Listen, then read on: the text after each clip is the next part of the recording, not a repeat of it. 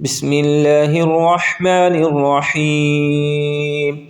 يا أيها الذين آمنوا لا تأكلوا الربا أضعافا مضاعفة واتقوا الله لعلكم تفلحون. واتقوا النار التي أعدت للكافرين وأطيعوا الله والرسول لعلكم ترحمون.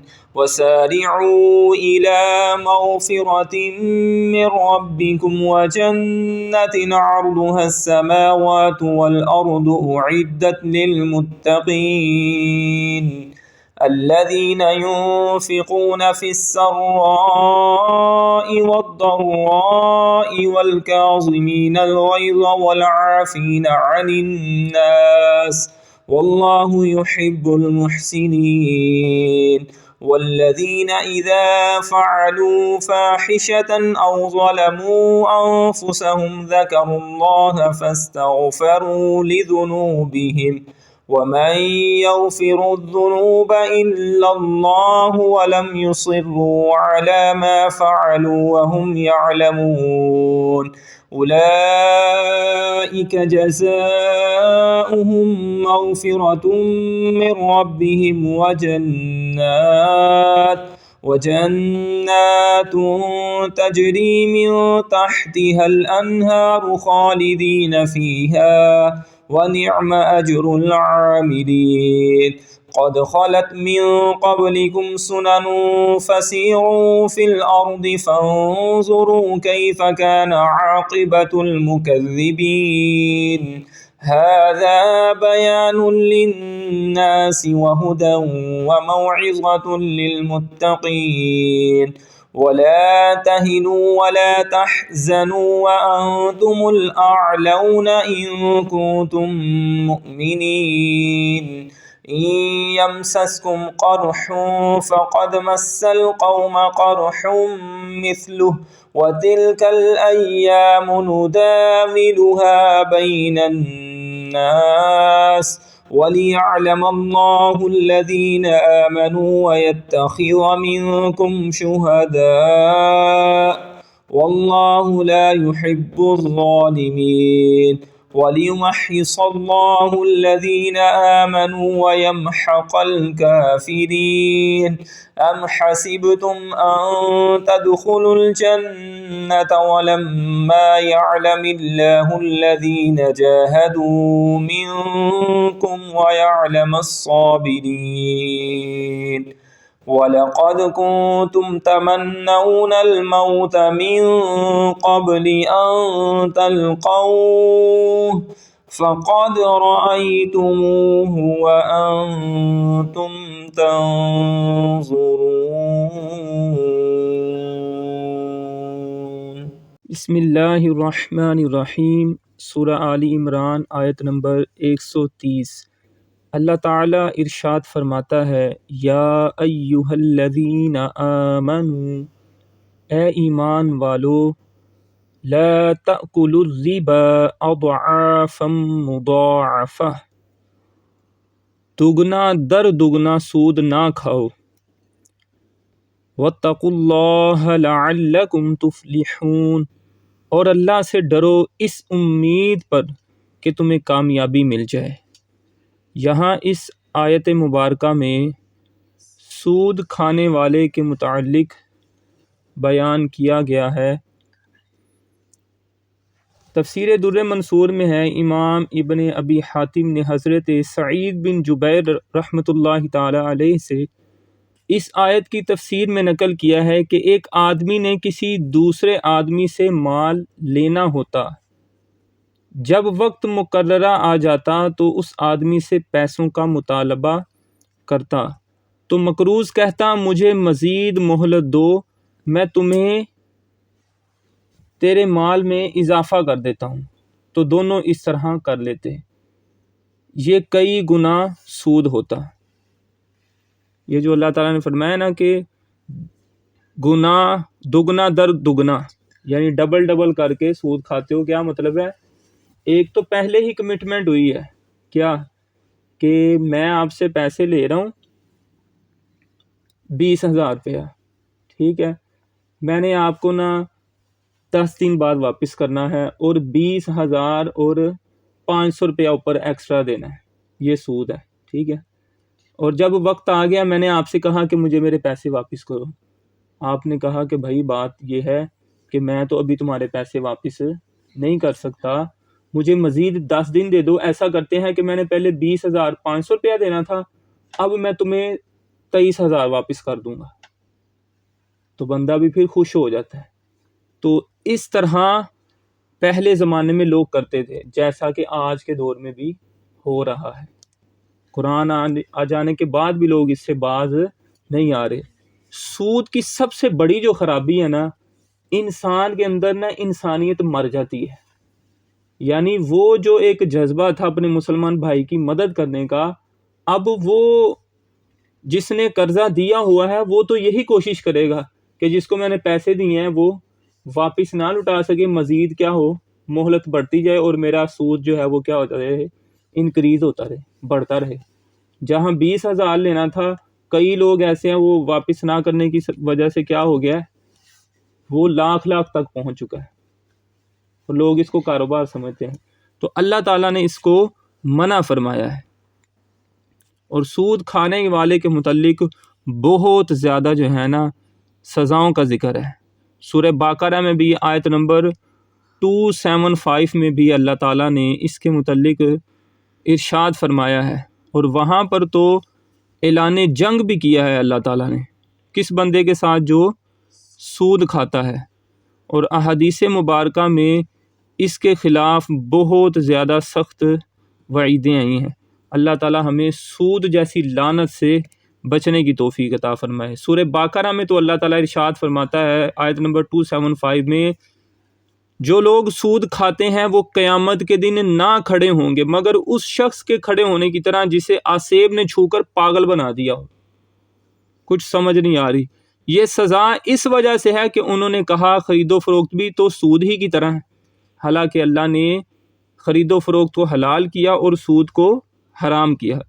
تو جس کے پاس اس کے رب کی طرف سے نصیحت آئی پھر وہ باز آ گیا تو اس کے لیے حلال ہے وہ جو پہلے گزر چکا ہے، یعنی اللہ تعالیٰ اس کو معاف کر دے گا، اور اس کا معاملہ اللہ کے سپرد ہے، اور جو دوبارہ ایسی حرکت کریں گے تو وہ جہنمی ہے اور وہ اس میں مدتوں رہیں گے۔ اب یہاں پر بھی سود کے متعلق جو ہے بیان کیا گیا ہے۔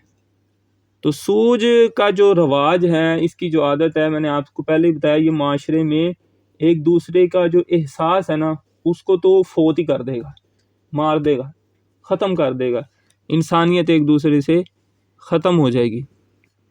اور مزید اللہ تعالیٰ فرماتا ہے یمحق اللہ الربا ویربی الصدقات واللہ لا يحب كل کفار اثیم، آیت نمبر 276 میں سورہ بقرہ میں اللہ فرماتا ہے اللہ سود کو مٹاتا ہے اور صدقات کو بڑھاتا ہے، اللہ کسی ناشکر اور بڑے گناہ گار کو پسند نہیں کرتا۔ مزید آگے اللہ تعالیٰ نے آیت نمبر 278 سورہ بقرہ میں ارشاد فرمایا یا ایھا الذین آمنوا اتقوا اللہ وذروا ما بقی من الربا ان کنتم مؤمنین، اے ایمان والو اگر تم ایمان والے ہو تو اللہ سے ڈرو اور جو سود باقی رہ گیا اسے کیا کر دو، چھوڑ دو۔ جب آیت نازل ہوئی نا پہلے دور میں جب لوگ سود کھاتے تھے تو آیت کریمہ نازل ہوئی تو فرمایا کہ اب جس نے اگر کسی سے کوئی پیسے لینے تھے وہ کیا کر دے گا، اس کو چھوڑ دے، کہ اللہ تعالیٰ نے سود سے کیا کر دیا ہے، منع کر دیا ہے۔ یعنی اگر کسی نے یہ کہا تھا کہ 20,000 نا تو جو تم قرضہ لے رہے ہو وہ واپس کرنا ہوگا اور اس کے اوپر 5,000 کرنا ہوگا واپس، یعنی 25,000 واپس کرنا ہوگا۔ تو جب آیت نازل ہوئی تو کیا فرمایا گیا، 20,000 بس پورا کرنا ہے، باقی 5 تم نے اس کا مطالبہ نہیں کرنا ہے۔ اس سے کیا کر دیا گیا ہے، منع کر دیا گیا ہے۔ اور آپ کو پتہ ہے اللہ تعالیٰ نے 2 ایسے گناہ ہیں جن کے بارے میں اعلان جنگ کیا ہے، فرمایا جو سود کھاتا ہے اس سے میرا اعلان جنگ ہے، اور جو اللہ کے نیک بندے سے دشمنی رکھتا ہے اس سے بھی اللہ کا کیا ہے، اعلان جنگ۔ یہ دیکھیں فَإِن لَّمْ تَفْعَلُوا فَأْذَنُوا بِحَرْبٍ مِّنَ اللَّهِ وَرَسُولِهِ، فرمایا پھر اگر تم ایسا نہیں کرو گے تو اللہ اور اللہ کے رسول کی طرف سے لڑائی کا یقین کر لو۔ یعنی نبی اور اللہ ان دونوں سے یہ سود کھانے والے کا معاملہ کیسے ہے؟ جیسے جنگ کر رہا ہے. وَإِن تُبْتُمْ فَلَكُمْ رُؤُوسُ أَمْوَالِكُمْ لَا تَظْلِمُونَ وَلَا تُظْلَمُونَ. اگر تم توبہ کرو تو تمہارے لیے اپنا اصل مال لینا کیا ہے؟ جائز ہے. نہ تم کسی کو نقصان پہنچاؤ اور نہ تمہیں کوئی نقصان پہنچائے گا. تو سود کھانا جو ہے نا یہ اللہ تعالیٰ کو بہت زیادہ، یہ ہمارے معاشرے میں آج کل کیا ہو رہا ہے، آپ موبائل کی اپلیکیشن فیس بک کھولتے ہیں، اس کے اوپر ایزی پیسہ کی آپشن آ جاتی ہے. کیا آ جاتی ہے کہ آسان قسطوں پر سود لیں. جیز کیش کھولتے ہیں تو اس کے اوپر بھی ایڈ آ جاتی ہے. یہ پچھلے دنوں میں کچھ ایپ بھی چلی تھی، ان کے کیا نام تھے، بر وقت. اب یہ کیا، یہ سود ہیں.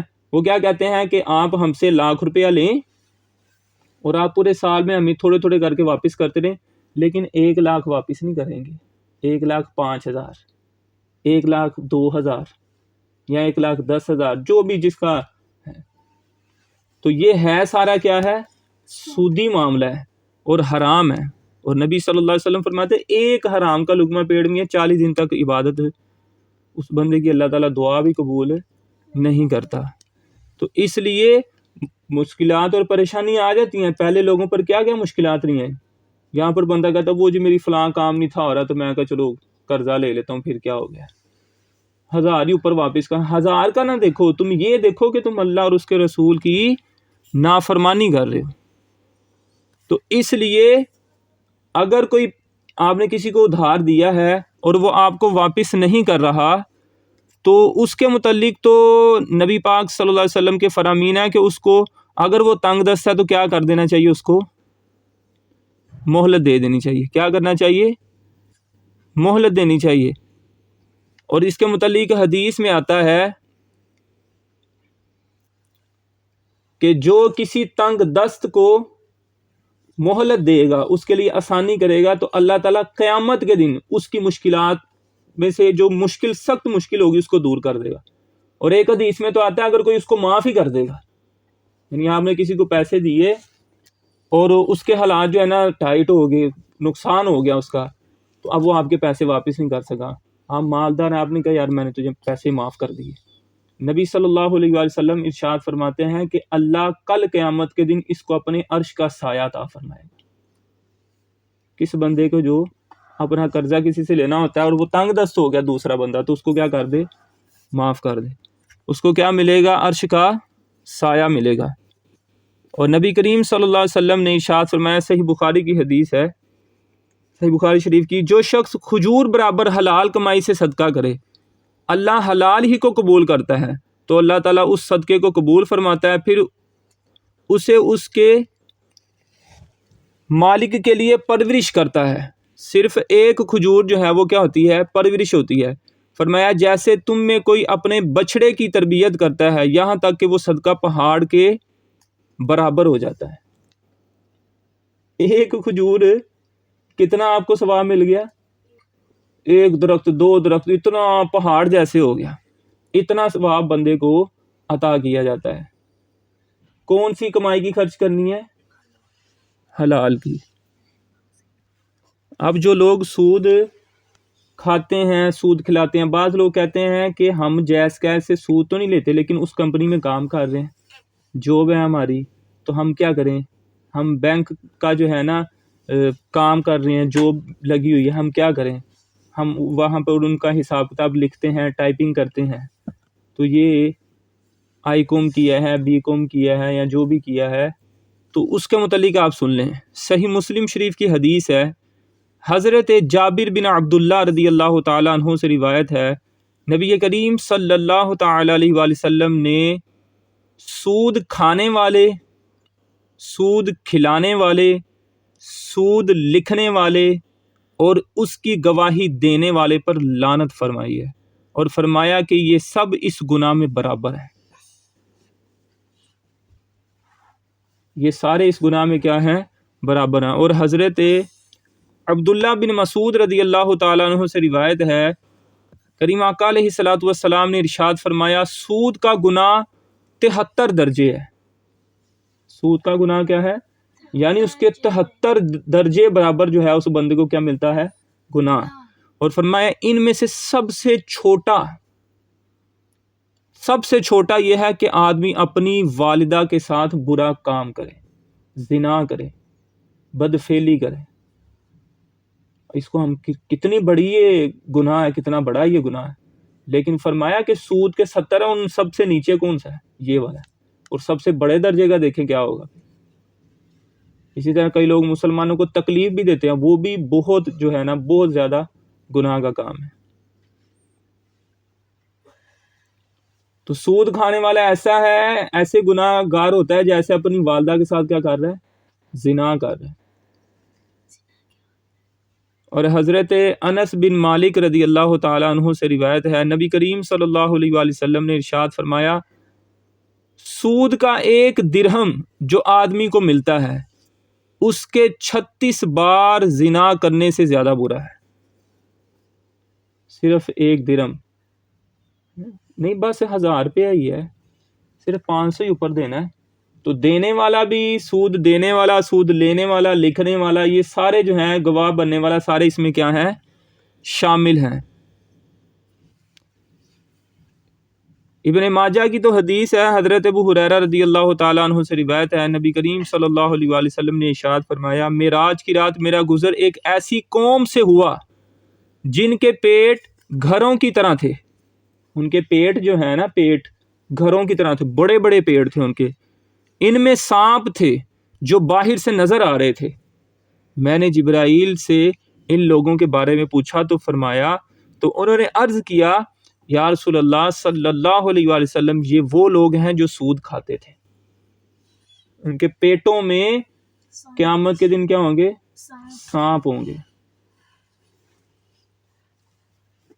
اللہ تعالی ہمیں سود کھانے سے، سود کھلانے سے، اس کے گواہ بننے سے، ہر معاملے سے اللہ تعالی ہم سب کو محفوظ فرمائے۔ حلال کھائیں، حلال میں کیا ہے؟ برکت ہے۔ حرام میں برکت نہیں ہے، حرام میں بے برکتی ہے، بے چینی ہے، بے سکونی ہے، ڈپریشن ہے، پریشانی ہے، ٹینشن ہے۔ اولاد بھی جو ہے نا وہ نافرمان ہوتی ہے۔ یہ جو سود والا معاملات کرتے ہیں نا، حرام کھاتے ہیں اور اولاد کو بھی حرام کھلاتے ہیں، اولاد پوچھتی تک نہیں ان کو۔ اللہ تعالیٰ ہمیں اس لعنت سے محفوظ رکھے۔ اور مزید آگے اللہ تعالیٰ ارشاد فرماتا ہے، وَاتَّقُوا النَّارَ الَّتِي أُعِدَّتْ لِلْكَافِرِينَ، آیت نمبر 131 فرمایا، اور اس آگ سے بچو جو کافروں کے لیے تیار کی گئی ہے۔ یعنی مسلمانوں کو یہ فرمایا جا رہا ہے کہ حضرت عبداللہ بن عباس رضی اللہ تعالی عنہما نے فرمایا، اس آیت میں ایمانداروں کو تحدید ہے، یعنی کہ دھمکی دی گئی ہے۔ کیا کیا گیا ہے؟ دھمکی دی گئی ہے کہ سود وغیرہ جو چیزیں اللہ نے حرام فرمائی ہیں ان کو حلال نہ جانیں، کیونکہ حرام قطعی کو حلال جاننا کیا ہے؟ کفر ہے۔ اللہ کہہ رہا ہے یہ حرام ہے، اور یہ کئی بندوں کا آپ کیا کہتے ہیں؟ تو پھر کیوں ہے؟ کچھ نہیں ہوندا، اور ٹھیک ہے، خیر ہے، مولویاں نے تو ایویں بس کرنا ہوندا ہے۔ حرام چیز کو کیا کہہ رہے ہیں کہ یہ حلال؟ کم از کم اتنا تو ضرور کہیں کہ یہ جو ہم کھا رہے ہیں یہ حرام ہی ہے، ہمیں نہیں کھانا چاہیے۔ اور اگر مذاق بنائیں گے نہیں کچھ نہیں ہوتا، پھر کیا خیر ہے؟ تو یہ تو پہلے دور کے لوگوں نے کام کیا تھا کہ انہوں نے کہا تھا کہ بے جس طرح ہے اسی طرح سود بھی ہے، کوئی مسئلہ نہیں، سود بھی حلال ہی ہے۔ اور اللہ کیا کہتا ہے؟ قرآن کیا کہتا ہے؟ احل اللہ البیع وحرم الربا، بے کو، خرید و فروخت کو، تجارت کو حلال کیا ہے اور سود کو حرام کیا ہے۔ مزید آیت نمبر 132 میں اللہ تعالیٰ ارشاد فرماتا ہے، وَأَطِيعُوا اللَّهَ وَالرَّسُولَ لَعَلَّكُمْ تُرْحَمُونَ، اللہ اور رسول کی فرما برداری کرتے رہو تاکہ تم پر رحم کیا جائے۔ پتہ یہ چلا رسول کی اطاعت اللہ کی اطاعت، رسول کی نافرمانی اللہ کی نافرمانی، قرآن کی آیت کو نہ ماننا بھی اللہ کی نافرمانی، رسول کی نافرمانی، اور حدیث کو نہ ماننا بھی اللہ کی نافرمانی اور رسول کی نافرمانی۔ تو قرآن پاک کی آیات میں جو حکم آ گیا، احادیث میں جو حکم آ گیا سود والے کے بارے میں، سب کے لیے یکساں ہے۔ اللہ تعالی ہمیں اس سے محفوظ فرمائے، سود جیسی لعنت سے، بولو ذرا، سود جیسی لعنت سے اللہ تعالی ہم سب کو محفوظ، ایسے لعنتی کام سے اللہ تعالی ہمیں محفوظ لعنت بھیجو گے جب آپ کسی گناہ سے نفرت کرتے ہیں نا، اللہ اتنا خوش ہوتا ہے، اس کی برکت یہ ہوتی ہے کہ اللہ آپ کو اس گناہ سے بچا لیتا ہے، کیونکہ اس گناہ کو اللہ نے بھی ناپسند کیا، اس کے نبی نے بھی ناپسند کیا، اور آپ بھی اس کو ڈس لائک کر رہے ہیں، تو اللہ تعالیٰ پھر آپ کو لائک کرے گا، اللہ تعالیٰ پھر آپ سے محبت کرے گا، آپ کو پسند کرے گا۔ آیت نمبر 133 133 اللہ تعالیٰ ارشاد فرماتا ہے وَسَارِعُوا إِلَى مَغْفِرَةٍ مِّن رَبِّكُمْ وَجَنَّةٍ عَرْضُهَا السَّمَاوَاتُ وَالْأَرْضُ أُعِدَّتْ لِلْمُتَّقِينَ۔ وَسَارِعُوا اور تم سب دوڑو اپنے رب کی بخشش اور اس کی جنت کی طرف، وَجَنَّةٍ عَرْضُهَا السَّمَاوَاتُ وَالْأَرْضُ جس کی وسعت آسمانوں اور زمین کے برابر ہے، جنت کی وسعت، چوڑائی، جو کن لوگوں کے لیے تیار کی گئی ہے؟ فرمایا اعدت للمتقین، جو اللہ سے ڈرنے والوں کے لیے تیار کی گئی ہے۔ جنت کن کے لیے تیار کی گئی ہے؟ متقین کے لیے۔ یوں کہہ لیں کہ جنت سچ بولنے والوں کے لیے تیار کی گئی ہے، نماز پڑھنے والوں کے لیے تیار کی گئی ہے، سود سے بچنے والوں کے لیے تیار کی گئی ہے، حلال کھانے والوں کے لیے، حلال کھلانے والوں کے لیے، مسلمانوں سے محبت کرنے والوں کے لیے، اللہ اور اس کے رسول کے احکامات پر عمل کرنے والوں کے لیے تیار ہے۔ کیا چیز؟ جنت۔ یہ نافرمانوں کے لیے اور جھوٹوں کے لیے اور اللہ اور اس کے رسول کی آیات کا، احادیث کا انکار کرنے والوں کے لیے، دین کا مذاق بنانے والوں کے لیے تیار نہیں کی گئی۔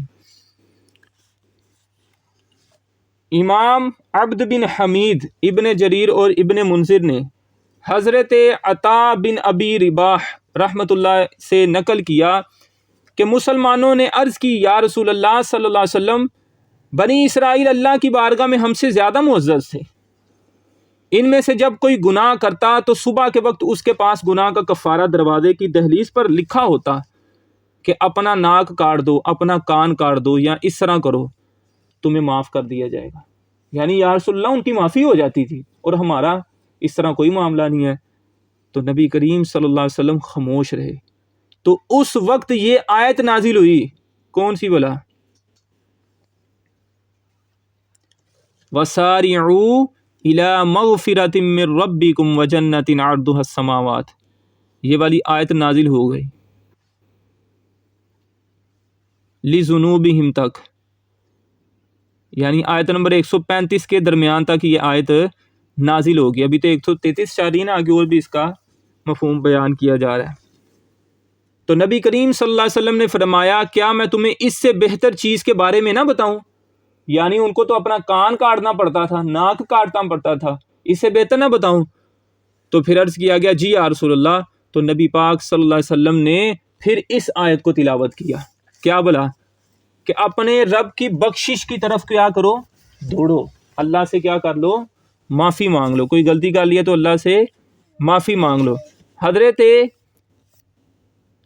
امام سعید بن منصور، ابن منذر اور ابن ابی حاتم نے حضرت قریب رحمۃ اللہ تعالی علیہ سے روایت کیا ہے کہ حضرت ابن عباس رضی اللہ تعالیٰ عنہ مجھے اہل کتاب کے ایک آدمی کے پاس بھیجا کہ میں اس سے اس آیت کے مفہوم کے بارے میں پوچھوں۔ تو اس نے حضرت موسیٰ علیہ السلام کے اسفار یعنی تورات کے اجزاء کو نکالا اور انہیں دیکھنے لگا، پھر کہا ساتوں آسمان اور ساتوں زمینیں یوں آپس میں ملائی جائیں جس طرح کپڑے ایک دوسرے کے ساتھ ملائے جاتے ہیں، تو یہ جنت کی چوڑائی کے برابر ہوں گے۔ جہاں تک جنت کی لمبائی کا تعلق ہے تو اس کا اندازہ اللہ ہی جانتا ہے، اللہ ہی کو معلوم ہے کہ اس کی کیا حد ہے۔ اور امام بزار اور حاکم نے حضرت ابو ہریرہ رضی اللہ تعالیٰ عنہ سے روایت کی، حاکم نے اسے صحیح بھی قرار دیا ہے، کہا کہ ایک آدمی نبی پاک صلی اللہ علیہ وسلم کی خدمت میں حاضر ہوا، عرض کی جب جنت کی چوڑائی اتنی ہے، اتنی زیادہ ہے، تو جہنم کہاں گئی؟ یعنی اس نے نا اعتراض کر دیا کہ جنت کی چوڑائی جو ہے آسمانوں اور زمینوں کے برابر ہے، تو پھر جہنم کہاں گئی؟ یعنی سب ہر طرف جنت ہی جنت ہے، تو پھر جہنم کہاں گئی؟ تو نبی کریم صلی اللہ علیہ وآلہ وسلم نے ارشاد فرمایا یہ تو بتاؤ جب رات ہر چیز پر چھا جائے تو دن کہاں ہوتا ہے؟ ویسے دن بھی ہے اور رات بھی ہوتی ہے، لیکن جب رات آتی ہے تو دن کہاں جاتا ہے؟ اس کا جواب دے۔ تو اس آدمی نے کہا جہاں اللہ چاہے۔ تو نبی پاک صلی اللہ علیہ وسلم نے فرمایا جہاں اللہ چاہے گا جہنم بھی پھر وہیں ہوگی، اس لیے اللہ کے لیے کچھ بھی مشکل نہیں ہے، یہ تیری عقل میں چیز نہیں آ رہی، اور اللہ تعالیٰ کے لیے یہ معاملہ کچھ بھی نہیں ہے۔ اور آگے مزید اللہ تعالیٰ آیت نمبر 134 ہے، اس میں اب دیکھیں اللہ تعالیٰ کا ارشاد فرماتا ہے الذین ينفقون فی السراء والضراء والکاظمین الغیظ والعافین عن الناس واللہ یحب المحسنین۔ فرمایا وہ جو خوشحالی میں اور تنگ دستی میں اللہ کی راہ میں خرچ کرتے ہیں اور غصہ پینے والے ہیں، اور والعافین عن الناس اور لوگوں سے درگزر کرنے والے ہیں۔ میں نہیں اودے بوئے چ پیر پانا، میں مر جاواں گا لیکن میں اودے دروازے وال بھی نہیں ویکھنا۔ اس قدر لوگ جو ہے نا اڑ جاتے ہیں، میں مر جاؤں گا لیکن کبھی تیرے دروازے پر نہیں آؤں گا، آج سے تیرا اور میرا جینا مرنا ختم، میں مروں گا تو نے نہیں آنا، تو مرے گی میں نے نہیں آنا۔ بھائی بہن کو کہہ دیتے ہیں، بہن بہن کو کہہ دیتی ہے، بھائی بھائی کو کہہ دیتا ہے، ختم کہانی۔ اور پیچھے وجہ معلوم کی جائے تو کیا ہوا؟ رشتہ مانگا تھا رشتہ نہیں دیا۔ پیچھے وجہ معلوم کیجئے کیا ہوا ہے کہ ہم اس کے گھر گئے شادی پہ تو اس نے ہمیں جو ہے نا صحیح طرح پوچھا نہیں ہے، اس نے ہمیں صحیح طرح رسپیکٹ نہیں دی، تو اس موقع پر آپ رشتہ داری ختم کر رہے ہیں، یہ آپ کو کس نے اختیار دے دی ہے؟ حالانکہ حدیث تو کہتی ہے جو تمہیں عزت نہ دے تم اس کو عزت دو۔ بندہ کہتا ہے یہ کیا بات ہوئی؟ یہ بات ہوئی کہ تم اس کو عزت دو گے اللہ تمہیں عزت دے گا۔ اب تمہاری مرضی ہے، تم نے بندوں سے عزت لینی ہے کہ اللہ سے؟ بتاؤ ذرا۔ جس نے تو اللہ سے عزت لینی ہوتی ہے نا، اور جس کو پتا ہے اللہ ہی عزت دینے والا ہے، وہ بندے عزت نہ کریں اس کو کوئی فرق نہیں پڑتا اس سے۔ اور جو بندوں کی عزت کے لالچ کے پجاری ہوتے ہیں نا، پھر وہ یہی کہتے ہیں کہ میں جاؤں تو میرے جاتے ہی جو ہے نا سارے کھڑے ہو جانے چاہیے۔ اس کے لیے تو سزا ہے جو بندہ یہ خواہش کرتا ہے کہ میرے جانے پر سارے کھڑے ہو جائیں، جھک جھک کے میرے سامنے سلام کریں، میری ساری عزت کریں، میرے پر تعریفوں کے جو ہے نا پل باندھیں میرے لیے۔ تو یہ تو بندہ ویسے بھی اللہ تعالیٰ کی رحمت سے دور ہوتا ہے، جو اپنی تعریفیں چاہتا ہوتا ہے۔ ساری تعریفیں اللہ کے لیے ہیں، عزتیں ساری اللہ کے لیے ہیں۔ تو فرمایا جو خوشحالی میں اور تنگ دستی میں اللہ کی راہ میں خرچ کرتے ہیں، اللہ تعالیٰ ارشاد فرماتا ہے وَمَا أَنفَقْتُم مِّن شَيْءٍ فَهُوَ يُخْلِفُهُ وَهُوَ خَيْرُ الرَّازِقِينَ، اور جو تم اللہ کی راہ میں خرچ کرو وہ اس کے بدلے میں اور دے گا، اور وہ سب سے بہتر رزق دینے والا ہے۔ کوئی لمٹ نہیں ہے۔ بعض احادیث میں آتا ہے کہ 10، قرآن کی آیت میں بھی آتا ہے 70، 700، لیکن 700 آپ یہ کہ لمٹ لگا رہے کہ بس اللہ 700 دے سکتا ہے، ایسا نہیں ہے۔ اللہ کی رحمت ان لمیٹڈ ہے، اس کی کوئی لمٹ، وہ جتنا چاہے آپ کو اجر عطا فرمائے۔ وہ ایک نیکی پر دیکھ میں ایک کھجور چھوٹی سی خرچ کی، پہاڑ کے برابر نیکی بنا دی، اور پہاڑ بھی کم ہے، چاہے 2 پہاڑ بنا دے، 3، 10 انگنت بنا دے، اللہ کی مرضی ہے۔ لیکن نیکی کس کے لیے ہو؟ اللہ کے لیے ہو، خالص اللہ تعالیٰ کی رضا کے لیے ہو۔ اور صحیح بخاری میں اور صحیح مسلم میں حضرت ابو ہریرہ رضی اللہ تعالیٰ عنہ سے روایت ہے، نبی کریم صلی اللہ علیہ وآلہ وسلم نے ارشاد فرمایا اللہ فرماتا ہے خرچ کرو تم پر خرچ کیا جائے گا،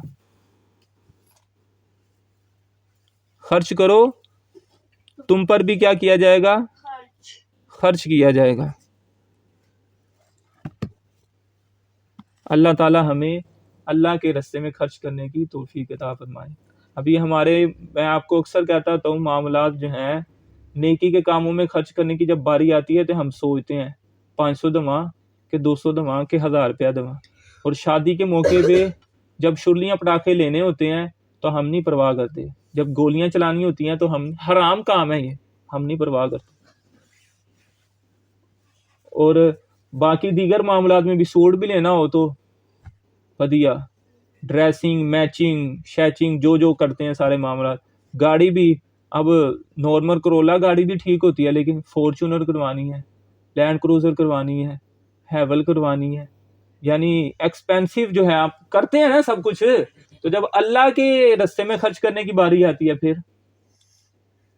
پھر تو مسجد میں اگر پیسے ڈالنے ہو تو دیکھ دیتے سب تک چھوٹا نوٹ کتنے گیا وہ کاٹ کے دینا ہے. تو اس طرح ہمیں نہیں، بلکہ اللہ کے رستے میں خرچ ہی وہ کرتے ہیں. اللہ کہتا ہے جو ایمان والے ہیں. اللہ کی مسجدوں کو تعمیر اور آباد وہی کرتے ہیں جو ایمان لانے والے ہیں، جن کا ایمان مضبوط ہے. جن کا کمزور ہو گیا ہے، یہ میں سمجھتا ہوں کہ جب ہم گناہ والے کاموں میں پیسے لگاتے ہیں اس کی نحوست ہے کہ نیکی والے کاموں میں ہم سے رہ جاتے ہیں. کیبل کی فیسیں دے دیتے ہیں، نیٹ کی فیس بھی دے رہے ہیں. کئی لوگ یو ایس بیوں میں گانے بھروا کے لے کے آتے ہیں. یہ ماں باپ بھی پیسے دے رہے ہیں، پوچھتے تک بھی نہیں ہے. فلمیں بھروا کے لا رہے ہیں، 20 روپے کی ایک فلم، 25 روپے کی ایک فلم. یہ سارے معاملات جو ہیں کر رہے ہیں. اور شادی کے موقع پر جو ہے وہ کچھ مردوں کو بلا لیتے ہیں، کچھ پلس مرد پلس عورتیں ہوتی ہیں ان کو بلا لیتے ہیں، بس سمجھو. کچھ جو ہے صرف عورتوں کو ہی بلا لیتے ہیں. یہ سارے مسلمان کام کر رہے ہیں. کچھ شراب پی رہے ہیں، کوئی شیشہ، شین سے شراب، شین سے شیشہ، وہ یہ پی رہے ہیں. یہ سارے معاملات پولیس مسلمان کر رہے ہیں. پولیس پکڑتی ہے، کتنے پیسے دے دیتے ہیں. ابھی یہ کال پرسوں کی بات ہے، یہ بچہ جا رہا ہے، 2,000 روپیہ دیا پولیس کو، انہوں نے چھوڑ دیا. آگے ایک جگہ پہ گئے، وہاں پر جا کے پی رہے ہیں، وہاں پہ بھی پکڑے گئے، وہاں سے پھر پیسے دیے، پھر چھوڑ گئے. یہ کال پرسوں کی بات ہے. تو یہ تو معاملات ہیں، ان کو پکڑ کے سزا دی ہو نا. اب دیکھو نا گلی میں ہر بندے کو پتا چل رہا ہے. کیا پتا چل رہا ہے کہ وہ پکڑے گئے، پیسے دیے 2,000. اب اگلے بندے نے جب اس کے گھر کوئی فنکشن، اس نے پہلے سوچا نا 2,000 3,000 لگنا ہے. اور اگر ان کو ملی ہو سزا تو پھر پوری گلی میں پتا ہوگا یہ کام ہم نے، عبرت بنے گی نا پھر. تو یہ حالات ہیں. یہ تو چلیں قانونی اعتبار سے نا. دوسرا پوائنٹ آپ دیکھیں کہ مسلمان یہ کام کریں، حرام کاموں کی طرف اپنا پیسہ لگا رہے ہیں، رشوت دے رہے ہیں، وہ بھی تو اب حرام ہی ہے. پولیس والے کو وہ لے رہے ہیں، وہ بھی حرام ہے. اور وہ جو چیز پینے جا رہے ہیں وہ کون سا زمزم ہے، وہ بھی حرام ہے. شراب تمام برائیوں کی جڑ ہے، جس کو پینے کے بعد بندہ اپنے ہوش کھو بیٹھتا ہے. اس کو پتہ نہیں چلتا یہ میری والدہ یا بہن ہے. کچھ بھی کر سکتا ہے نا، برا عمل ان کے ساتھ بھی کر سکتا ہے. اللہ تعالی ہمیں ان لعنت والے کاموں سے محفوظ رکھے. بولو اللہ تعالی ہمیں ان لعنت والے کاموں سے محفوظ رکھے. آمین. تو اب اس آیت کے دوسرے حصے میں کیا ہے کہ وَالْقَاظِمِينَ الْغَيْظَ وَالْعَافِينَ عَنِ النَّاسِ. اللہ کے جو محبوب بندے ہوتے ہیں نا، ایک تے تنگی بھی آئے تو خرچ کر دینے، تو خوشحالی بھی آئے تو خرچ کرتے ہیں. اور فرمایا کہ وہ غصے کو پی جانے والے ہیں. کیا کرنے والے ہیں؟ ایک تو وہ کسی کے سامنے بد زبانی نہیں کرتے، اور وَالْعَافِينَ عَنِ النَّاسِ، اور درگزر کرنے والے، یعنی کہ دل وچ کوئی مڑوڑ بھی نہیں رکھتے. جیسے کئی بندے کہتے ہیں میں نے تجھے کچھ نہیں کہا لیکن میں تینوں کبھی معاف نہیں کرنا. یہ کام آپ نے نہیں کرنا. دونوں اب دیکھیں حدیث میں، دیکھیں کیا آتا ہے. صحیح بخاری شریف کی حدیث ہے، حضرت ابو ہریرہ رضی اللہ تعالیٰ عنہ سے روایت ہے، نبی کریم صلی اللہ علیہ وسلم نے ارشاد فرمایا بہادر وہ نہیں جو پہلوان ہو، طاقتور ہو اور دوسرے کو گرا دے، پچھاڑ دے. فرمایا بلکہ بہادر وہ ہے جو غصے کے وقت غصے کو قابو میں رکھے.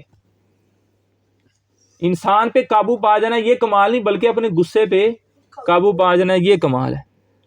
اور حضرت انس بن مالک سے روایت ہے، نبی پاک صلی اللہ علیہ وآلہ وسلم نے ارشاد فرمایا جو شخص اپنی زبان کو محفوظ رکھے گا اللہ اس کی پردہ پوشی فرمائے گا، اور جو اپنے غصے کو روکے گا قیامت کے دن اللہ اپنا عذاب اس سے روک دے گا. کسی پہ غصہ آ رہا تھا، مارنے لگے تھے، لیکن اللہ کی رضا کے لیے رک گئے، تو فرمایا اللہ بھی قیامت کے دن اس پر عذاب کو کیا کر دے گا؟ روک دے گا. اور فرمایا جو اللہ سے عذر کرے گا اللہ اس کے عذر کو قبول بھی فرما لے گا، معافی مانگے گا اللہ تعالیٰ اس کو معاف بھی فرما دے گا. اور حضرت انس سے روایت ہے، نبی پاک صلی اللہ علیہ وآلہ وسلم نے ارشاد فرمایا اللہ فرماتا ہے جو اپنے غصے میں مجھے یاد رکھے گا میں اسے اپنے جلال کے وقت یاد کروں گا، اور ہلاک ہونے والوں کے ساتھ اسے ہلاک نہیں کروں گا. حضرت عبداللہ بن عمر رضی اللہ تعالیٰ عنہ سے روایت ہے، نبی پاک صلی اللہ علیہ وآلہ وسلم نے ارشاد فرمایا اللہ کی خوشنودی کے لیے بندے نے غصے کا گھونٹ پیا، اس سے بڑھ کے اللہ کے نزدیک کوئی گھونٹ نہیں.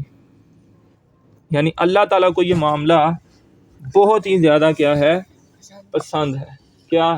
غصے کو پی جانا. غصے کو کیا کرنا؟ پی جانا. اب کئی لوگ کہتے ہیں کہ مجھ سے غلط بات برداشت نہیں ہوتی. تو بات کون سی برداشت کرنی ہوتی ہے؟ غلط بات ہی برداشت. ہاں اگر کوئی دینی امور کے خلاف جو ہے بات کرے گا تو پھر اللہ تعالیٰ کہتا ہے تبت یدا ابی لہب وتب، ابو لہب تیرے ہاتھ ٹوٹ جائیں. پھر یہ بھی بات ہے. ایسا نہیں ہے کہ ایک بندہ جو ہے دین کے خلاف بولتا جائے اور نبی کے خلاف بولتا جائے اور سارے معاملات کرتا ہے جو آپ کے نہیں کوئی بات نہیں، خیر ہے بولتا ہے. یہ معاملات نہیں ہیں. یہ مسلمانوں میں آپس میں ایک دوسرے سے، بہن بھائی میں، ساس بہو میں، پھپھو میں ہیں، اور رشتہ داروں میں، دوستوں میں، فرینڈز میں، اور کاروبار میں کبھی اس طرح کی اونچ نیچ تھوڑی بہت ہو جاتی ہے تو ایک دوسرے کو کیا کر دینا چاہیے؟ معاف کر دینا چاہیے. اللہ تعالیٰ ہمیں اس پر عمل کی توفیق عطا. دوسرا اب یہاں پر کیا فرمایا؟ والعافین عن الناس، درگزر کرنا ہے. حضرت ابی بن کعب رضی اللہ تعالیٰ عنہ سے روایت ہے، نبی پاک صلی اللہ علیہ وسلم نے ارشاد فرمایا مجھے یہ پسند ہے، فرمایا کہ جسے یہ پسند ہو کہ اس کے لیے جنت میں محل بنایا جائے اور اس کے درجات بلند کیے جائیں، تو اسے چاہیے کہ جو اس پر ظلم کرے یہ اسے معاف کرے، اور جو اسے محروم کرے یہ اسے عطا کرے، اور جو اس سے رشتے توڑے یہ اس سے رشتے جوڑے. جیسے کیا کرے؟ ہم اس سے بیٹی کا رشتہ مانگنے گئے تھے، انہوں نے دیا ہے، اب وہ آ رہے ہیں تو ہم نے بھی نہیں دینا. میں آپ کو پہلے کہہ رہی ہوں، یہ ان سے صاف صاف کہہ دینا. بیوی پہلے ہی اپنے شوہر کو جو ہے نا بات پڑھا رہی ہے، تو اس طرح جو ہے آپ کو نہیں کرنا. ہاں وہ لڑکا جو ہے اگر اس میں کوئی شرعی عذر جو ہے، کوئی خلاف شرع وہ کام کرتا ہے، یہ والی معاملہ ہے، تو پھر تو چلے سمجھ آتی ہے. لیکن اگر لڑکا ماشاءاللہ اچھا ہے، نماز پڑھنے والا، تو آپ صرف اتنی بنا پر کہ ہم ان سے مانگنے گئے تھے انہوں نے بھی نہیں دیا تو ہم نے بھی نہیں دینا، یہ کام نہیں کرنا چاہیے. اس کی وجہ سے کئی رشتے جو ہے نا ٹوٹ جائے. اب ادروائز ان معاملات پر رشتے توڑنے نہیں چاہیے. جو توڑتا ہے وہ بندہ گناہ گار ہوتا ہے. آپ دیکھیں نبی پاک صلی اللہ علیہ وآلہ وسلم نے کتنا جو ہے نا صبر کا مظاہرہ کیا ہے.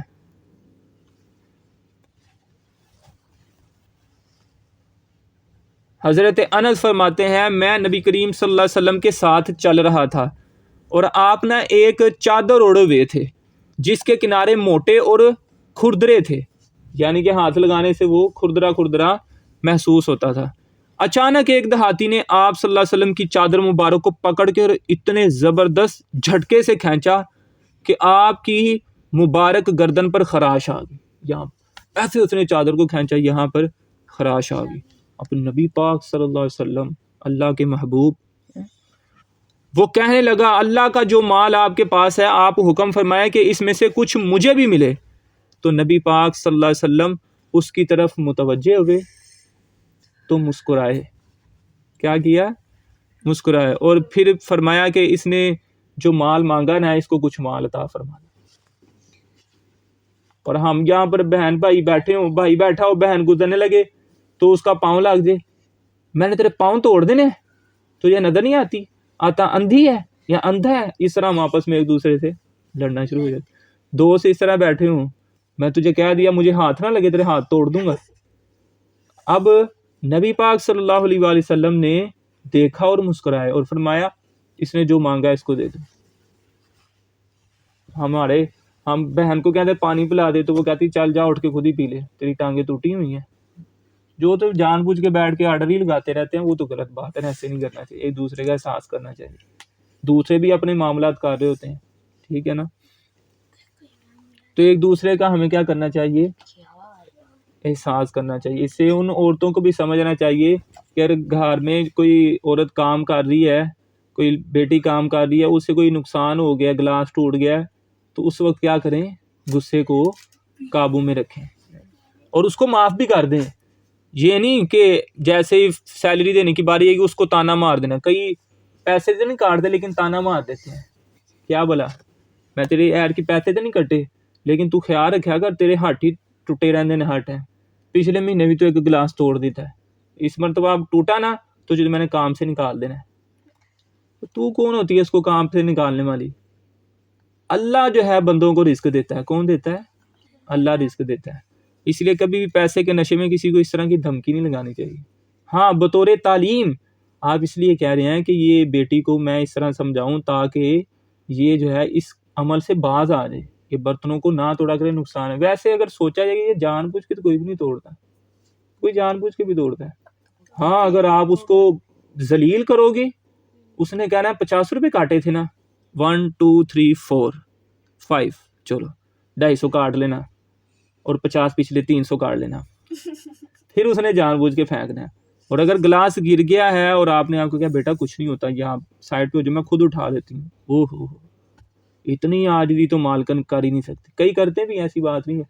تو پھر وہ بیٹی کو احساس ہوگا کہ میں نے یہ کام کیا کیا ہے, غلط کیا ہے. وہ نیکسٹ ٹائم پھر اس کا کیا رکھے گی, خصوصی خیال رکھے گی. اور اگر آپ نے اس کو ذلیل کیا ہے تو وہ نیکسٹ ٹائم خیال رکھے گی کہ کب میں نے انگلی کا اشارہ کرنا ہے اور گلاس کو نیچے گرانا ہے, بہانہ ڈھونڈے گی. ان چیزوں کا آپ نے خیال رکھنا. اور حضرت انس سے روایت ہے, نبی کریم صلی اللہ علیہ وسلم نے ارشاد فرمایا جب لوگ حساب کے لیے کھڑے ہوں گے تو اس وقت ایک اعلان کرنے والا اعلان کرے گا جس کا اجر اللہ کے ذمہ کرم پر ہے وہ اٹھے اور جنت میں داخل ہو جائے. اب لوگ دیکھیں گے اتنے اچھے کام کس نے کیے ہیں کہ جس کا اجر اللہ کے ذمہ ہے, کوئی بھی نہیں اٹھے گا. پھر دوسری بار اعلان کرے گا جس کا اجر اللہ کے ذمہ کرم پر ہے وہ اٹھے اور جنت میں داخل ہو جائے. پوچھا جائے گا وہ کون ہے جس کا اجر اللہ کے ذمہ پر ہے, تو وہ اعلان کرنے والا کہے گا ان لوگوں کا جو لوگوں کی خطاؤں کو معاف کرنے والے ہیں.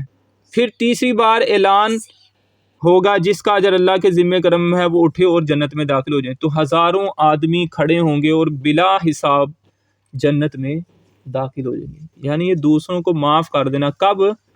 حق پر ہونے کے باوجود دوسروں کو معاف کر دینا, یہ بندے کو کہاں لے جائے گا؟ جنت میں لے جائے گا. اور امام زین العابدین علی بن حسین رضی اللہ تعالیٰ عنہ کی ایک کنیز جو تھی, ان کے پاس کام کرنے والی ان کی خادمہ, وضو کرواتے ہوئے نا ان پر پانی ڈال رہی تھی. پہلے برتن ہوتے تھے نا وضو کروانے کے لیے, آج کے دور میں کہتے ہیں جیسے پانی کی ہم بوتل پکڑ لیتے ہیں اور اس سے وضو کرنا شروع ہو جاتے ہیں جب ٹینکی میں پانی وغیرہ ختم ہوا ہوتا ہے نا. تو اچانک اس کے ہاتھ سے نا برتن آپ کے چہرے پر گر گیا, جس سے چہرہ کیا ہو گیا؟ زخمی ہو گیا. چہرہ کیا ہو گیا؟ یوں کہہ لیں آپ کسی کو وضو کروا رہے ہیں اور ہاتھ میں نا جگ پکڑا ہوا ہے سٹیل کا, اور وہ جگ چھوٹ گیا اور اس کے ماتھے پہ لگ گیا, زخمی ہو گیا. تو ہمارا کیا انداز ہوتا ہے؟ پہلے تو ہاتھ چپیڑ آئے گی اگر بھائی ہے, یہاں پھر کہ میں الٹے ہاتھ کی طرح چپیڑ لگانی, طرح دھیان کہاں پہ, اس طرح ہوگا. لیکن وہاں پہ معاملہ ایسا نہیں, اور واقعتاً اس عورت کا دھیان بھی ادھر ہی تھا, اس کے ہاتھ سے غلطی سے چھوٹ گیا تھا. اب جو اس طرف دیکھ رہا ہوگا ساتھ مستیاں کر رہا ہوگا, پھر تو غلط بات ہے, ایسے نہیں کرنا, ٹھیک ہے نا. اب اس واقعے کو سن کے کہیں کہ تمہیں کیا ہو گیا, تم مجھے ایسے کیوں کہہ رہے ہو, تم نے وہ واقعہ نہیں سنا امام زین العابدین کا ہے, یعنی الٹی حرکتیں خود کر رہا ہے. یہ بھی کام آپ نے نہیں کرنا. یہ وہ بات ہے کہ اس عورت کی بھی کوئی نیت نہیں تھی, وہ نارمل اچھی نیت سے جو ہے آپ کو وضو کروا رہی, تو برتن ہاتھ سے چھوٹ گیا, چہرے پہ زخم آ گیا. اب دیکھیں ذرا, آپ رضی اللہ تعالیٰ عنہ نے اس کی طرف سر اٹھا کر دیکھا تو اس نے عرض کی, اللہ فرماتا ہے والکاظمین الغیظ, اللہ کے جو نیک بندے ہوتے ہیں وہ غصہ پینے والے ہیں. تو آپ چپ ہو گئے. امام زین العابدین نے فرمایا میں نے اپنا غصہ پی لیا. اس نے پھر عرض کی والعافین عن الناس, جو اللہ کے نیک بندے ہوتے ہیں وہ لوگوں سے درگزر کرنے والے ہوتے ہیں, یعنی وہ دل میں بھی نفرت نہیں رکھتے. ارشاد فرمایا میں نے تجھے اللہ کی رضا کے لیے کیا ہے, معاف کر دیا. پھر اس نے عرض کیا واللہ یحب المحسنین, اللہ احسان کرنے والوں کو پسند کرتا ہے. آپ نے فرمایا جا میں نے تجھے اللہ کی رضا کے لیے آزاد کر دیا. تجھے کیا کر دیا؟ آزاد کر دیا. یعنی اس کو یوں سمجھ لیں کہ آپ کو کوئی وضو کروا رہا تھا, برتن لگا, آپ نے غصہ بھی پی لیا, چپ کچھ بھی نہیں کہا, ایک لفظ نہیں بولا. دوسرا اس کے لیے دل میں نفرت بھی نہیں رکھی. تیسرا اس کو انعام دیا آپ نے. اس کو کیا دیا ہے؟ یہ ان کا کردار تھا کہ وہ کس طرح ان معاملات کو حل کرتے تھے. اللہ تعالی ہمیں بھی ان کی سیرت پر عمل کرنے کی توفیق عطا فرمائے۔ آیت نمبر 135، یہ آیت بہت زیادہ قیمتی ہے اور بہت زیادہ جو ہے نا بہترین ہے۔ اس سے پہلے یہ آپ کچھ احادیث ہیں یہ سن لیں غصے کے حوالے سے، جو آیت نمبر 134 سے ہی ریلیٹڈ ہے۔ حضرت ابن عباس رضی اللہ تعالیٰ عنہ سے یہ روایت کیا گیا کہ نبی پاک صلی اللہ علیہ وسلم نے فرمایا، کوئی گھونٹ غصے کے گھونٹ سے بڑھ کر اللہ کو محبوب نہیں۔ جسے بندہ پیتا ہے، جو بندہ اللہ کی رضا کے لیے غصے کو پی جاتا ہے، اللہ تعالیٰ اس کے پیٹ کو ایمان سے بھر دیتا ہے۔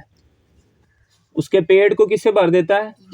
ایمان سے، یعنی اس کے جسم کے اندر ایمان کی طاقت آ جاتی ہے۔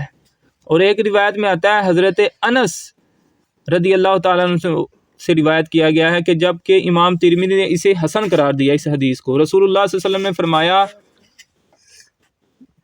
جو غصے کو پی گیا جب کہ وہ قادر تھا کہ غصے کو پایا تکمیل تک پہنچا سکتا تھا، اللہ تعالیٰ اسے تمام لوگوں کی موجودگی میں بلائے گا اور اس کو فرمائے گا جس حور کو چاہے پسند کر لے۔ جس حور کو چاہے گا اللہ فرمائے گا کہ تو پسند کر لے جا۔ اس بندے کو کہا جائے گا تو جس کو چاہتا ہے نا، اچھی جو تجھے لگتی ہے اس کو تو پسند کر لے۔ کس کے لیے؟ جو غصے کو پی گیا۔ اور ایک روایت میں آتا ہے، نبی پاک صلی اللہ علیہ وسلم ایسے لوگوں کے پاس سے گزرے جو باری باری نہ اوکھلی اٹھا رہے تھے، یعنی پتھر وغیرہ اٹھا رہے، یا آج کل کئی لڑکے آپس میں پنجہ بھی لڑا رہے ہوتے ہیں، جان دکھا رہے ہوتے ہیں، تجھ میں جان زیادہ کہ مجھ میں جان زیادہ ہے۔ تو نبی پاک صلی اللہ علیہ وسلم نے فرمایا، کیا تم یہ گمان کرتے ہو کہ طاقت اور بہادری پتھر اٹھانے میں ہے؟ فرمایا، بے شک بہادری یہ ہے کہ انسان غصے سے بھرا ہو پھر غصے پر غالب آ جائے، یعنی غصے کو پی جائے، یہ اصل بہادری ہے۔ اور نبی پاک صلی اللہ علیہ وسلم نے فرمایا، جسے پسند ہو کہ اس کی عمارت بلند ہو اور اس کے درجات بلند کیے جائیں، تو جس نے اس پر ظلم کیا اسے معاف کر دے۔ اسے کیا کر دے؟ معاف کر دے۔ جس نے اسے محروم رکھا ہے اسے عطا کر دے، اور جس نے اس کے ساتھ قطع رحمی کی ہے، رشتے توڑے ہیں، اس کے ساتھ رشتہ جو یہاں پہ ہمارے رشتے دار میں یہی کہتے ہیں جی نو جی، کیا کہتے ہیں؟ تو نبی پاک صلی اللہ علیہ وسلم کیا فرما رہے ہیں؟ جی نو جی تے ہر کوئی کردا ہے، جڑا نہ کرے انہوں جی کرنا ہے۔ وہ پتھر مارنے والوں کو دیتے ہیں دعا اکثر، کوئی لاؤ مثال ایسی شرافت ہو تو ہم ان سے پھپھو کوئی نہیں معاف کیا جا رہا، خالہ ہی نہیں معاف ہو نہیں پا رہی، بہن ہی نہیں معاف کی جا رہی، بھائی نہیں معاف کیا جا رہا، دل میں باتیں لے کے بیٹھ گئے ہیں بس۔ کبھی بہن اپنے بھائی سے اس لیے ناراض ہو جاتی ہے کہ اس کا شوہر اس کے ساتھ گیا تو شوہر نے آگے کوئی بات کہا کہ اس نے آج انہوں نے یہ پکایا، انہوں نے مجھے پوچھا نہیں ہے، انہوں نے مجھ سے سلام نہیں لیا، انہوں نے مجھے اچھی طرح گڈ بائی نہیں کیا، اب تمہیں واپسی پہ کیا جہاز کروا کے دیں جو تمہیں گھر چھوڑ کے ہیں؟ یہ چھوٹی چھوٹی باتیں دل پہ لے کے بیٹھ جاتے ہیں، رشتہ داریاں جو بہن کا دل جو ہے بھائی کی طرف سے خراب کر دیتی ہے۔ وہ فون اٹھاتی ہے اور جا کے اپنی امی کو بتاتی ہے، امی یہ دیکھ لیں اب بھائی جو ہیں جب کی شادی ہوئی ہے اب ہمیں پوچھتے نہیں ہے، صحیح طرح ریسیو نہیں کیا، پک نہیں کیا، ڈراپ نہیں کیا، یہ نہیں کیا، وہ نہیں کیا۔ اب وہ ماں اپنے بیٹے کو کہتی ہے، بیٹا جو ہے بیوی کو کہتا ہے، بیوی کہتی ہے کہ میں ہی یہاں پر سب کو بری لگتی ہوں فلانی ڈمکانی۔ وہ یہی کہتے ہیں کہ جب اس کی شادی نہیں تھی تب تو ہمیں صحیح گڈ وہ ٹک اینڈ ڈراپ کرتا تھا، جب شادی ہوئی ہے تو اب نہیں ایسے کرتا۔ تو یہ چھوٹی چھوٹی باتیں ہم جو ہے نا آپس میں ایسی جہاد کرنا ہے، آپس ہی لڑن مڑن دے ایسی جہاد کرنا ہے، یہ ہمارا حال ہے۔ تو اس لیے سکون چاہتے ہیں نا، سکون کی زندگی جو ہے نا وہ اسی میں ہے کہ آپ لوگوں کو جو لوگوں کو معاف کرنے والا ہوتا ہے اس بندے کا دل اتنا پیارا ہوتا ہے، ایسے نرم ہوتا ہے، اللہ کو اس کا دل جو ہے بڑا ہی پسند ہے۔ اور نبی پاک صلی اللہ علیہ وسلم فرمایا، حسن خلق خطاؤں کو اس طرح پگھلا دیتا ہے جس طرح سورج برف کو پگھلا دیتا ہے۔ آپ بتائیں ذرا، جو اچھے انداز سے لوگوں کو ایکسیپٹ کرتا ہے اور ان کو گڈ بائی کہتا ہے، پک کرتا ہے، ڈراپ کرتا ہے، سارے معاملات اچھے انداز سے کر رہا ہے، ٹھیک ہے نا، تو اس کے گناہ اس طرح مٹ جاتے ہیں جس طرح آپ دیکھیں کہ سورج کے سامنے برف رکھیں تو برف پانی بن جائے گی، تو اس طرح جو ہے اس کے گناہ کیا ہو جائیں گے؟ مٹ جائیں گے۔ اس لیے اب یہاں پر یہ ضروری نہیں ہے کہ لوگوں کو آپ پسند آئے۔ آپ کو پتہ ہے نا، آپ سب سے اچھے انداز میں بات کر رہے ہیں، اچھے انداز سے سب کو دیکھ رہے ہیں، لوگ تو راضی نہیں ہوتے، یہ یاد رکھیں۔ لوگ راضی نہیں ہوتے. بندہ جب سانس بند ہو جاتے ہیں نا اس کے بعد تعریفیں ملتی ہیں زیادہ. بتا رہا ہوں وہ بڑا چنگا ہوندا سی, دنیا 'چ کوئی تعریف نہیں کی, دنیا تو جان تو بعد ہی پھر تعریفاں کر دیں. تو دنیا میں ہی لوگوں کا شکریہ ادا کرنا چاہیے. یہ سارے معاملات ہمیں دیکھنے چاہیے. اور حدیث میں آتا ہے نبی پاک صلی اللہ علیہ وسلم نے فرمایا حسن خلق بندے کے ناک میں اللہ کی رحمت کی نکیل ہے. جیسے اونٹ کے گائے کے نکیل ہوتی ہے نا, اس طرح نکیل ہے. جبکہ نکیل فرشتے کے ہاتھ میں ہے جو اسے بلائی کی طرف لے جاتا ہے, جبکہ بلائی اسے جنت کی طرف لے جاتی ہے. یعنی حسن اخلاق جو ہے یہ بندے کو ڈائریکٹ بتا دوں تو کہاں لے جاتا ہے؟ جنت کی طرف لے جاتا ہے. اور فرمایا برا اخلاق رکھنا بندے کے ناک میں اللہ کے عذاب کی نکیل ہے. جبکہ نکیل کس کے پاس ہے؟ شیطان کے ہاتھ میں ہے. شیطان انسان کو برائی کی طرف کھینچتا ہے اور برائی اسے جہنم کی طرف کھینچتی ہے. یعنی حسن اخلاق جو ہے ڈائریکٹ بتا دوں تو بندے کو کہاں لے جاتا ہے؟ جنت میں. اور برا اخلاق جو ہے بندے کو کہاں لے جاتا ہے؟ جہنم میں لے جاتا ہے. اور ایک حدیث میں آتا ہے, ابو ہریرہ اس کو روایت کرتے ہیں کہ رسول اللہ صلی اللہ علیہ وسلم نے ارشاد فرمایا اللہ کی قسم ایسا نہیں ہوتا کہ اللہ تعالیٰ کسی انسان کی صورت اور سیرت کو اچھا بنائے پھر اسے آگ کھائے. جس کی صورت اچھی ہے اور اس کا اخلاق بھی اچھا ہے تو اس بندے کو آگ نہیں کھائے گی. ہمیں اچھے اخلاق کو جو ہے کیا کرنا چاہیے؟ اپنانا چاہیے. لوگوں سے کیا کرنا چاہیے؟ درگزر کرنا چاہیے. اللہ تعالیٰ ہمیں اس پر عمل کرنے کی توفیق عطا فرمائے. مزید آگے آیت نمبر 136 میں 35 میں اللہ تعالیٰ ارشاد فرماتا ہے والذین اذا فعلوا فاحشة او ظلموا انفسهم ذکروا اللہ فاستغفروا لذنوبهم ومن یغفر الذنوب الا اللہ ولم یصروا علی ما فعلوا وهم یعلمون. فرمایا اور وہ لوگ کہ جب کسی بے حیائی کا ارتکاب کر لیں, جب کوئی گناہ والا کام کر لیں یا اپنی جانوں پر او ظلموا انفسهم یا اپنی جانوں پر ظلم کر لیں تو ذکر اللہ تو اللہ کو یاد کر کے اپنے گناہوں کی معافی مانگیں. اور اللہ کے علاوہ کون گناہوں کو معاف کر سکتا ہے؟ اور یہ لوگ جان بوجھ کر اپنے برے اعمال پر اصرار نہ کریں. اللہ تعالیٰ ارشاد فرماتا ہے اولئک جزاؤہم مغفرۃ من ربہم وجنات, ایک باغ نہیں باغات ہیں, تجری من تحتہا الانہار خالدین فیہا ونعم اجر العاملین. آیت نمبر 136 بھی ساتھ میں پڑھ رہا ہوں. فرمایا یہ وہ لوگ ہیں جن کا بدلہ ان کے رب کی طرف سے بخششیں ہے اور وہ جنتیں ہیں جن کے نیچے نہریں جاری ہیں. یہ لوگ ہمیشہ ان جنتوں میں رہیں گے اور نیک اعمال کرنے والوں کا کتنا اچھا بدلہ ہے.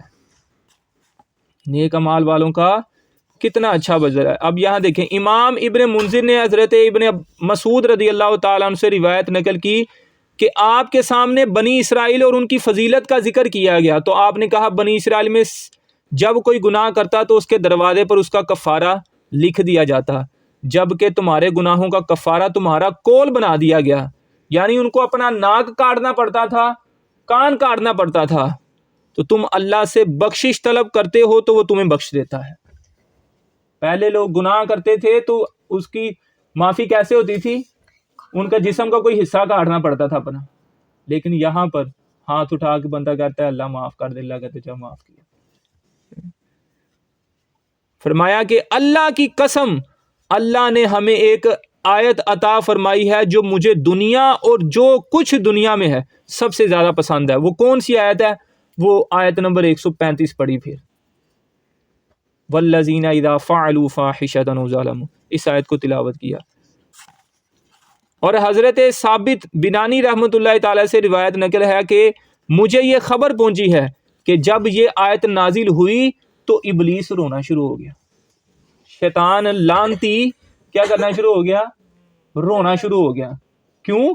کہ میں نے غلطی کی تو میں اکڑ پڑا, مجھے معافی نہیں ملی, تو یہ غلطیاں میں ان کو کروانے کے لیے دنیا میں آیا, میرا تو پلان سارا چوپٹ ہو گیا کہ یہ غلطی کریں گے تو اللہ کیا فرما رہا ہے, میں ان کو کیا کر دوں گا؟